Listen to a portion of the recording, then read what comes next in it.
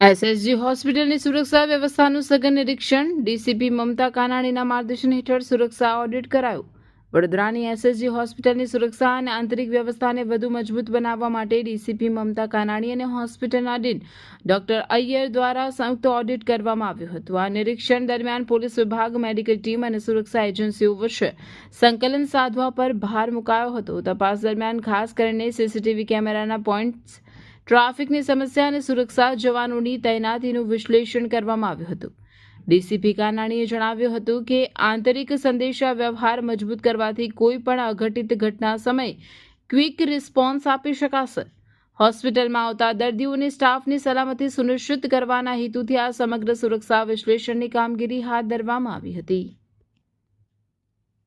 હાલ SSG hospital કેમ્પસમાં police વિભાગ, દબાણ વિભાગ, ટ્રાફિક વિભાગ, અહીંયાની ઇન્ટરનલ સિક્યોરિટી ઇન્ચાર્જ ની ટીમો સાથે સાથે ડૉક્ટર અય્યર સાહેબ છે, સાથે બીજા મેડિકલ રિપ્રેઝેન્ટેટિવ પણ છે. સંયુક્ત ઓપરેશનની અંદર સમગ્ર એસએસજી હોસ્પિટલનો જે પ્રિમાઇસીસ છે કેવી રીતે સુરક્ષિત રહે, લોકો જે પેશન્ટના સગા આવતા હોય છે, પેશન્ટના ઇસ્યુઝ આવતા હોય છે, એ વધારે સારા કોમ્યુનિકેશન ગેપમાં સોલ્યુશન કેવી રીતે થાય એમના પ્રોબ્લેમ, એ માટે એક આખી ડ્રાઈવ ચાલી રહી છે.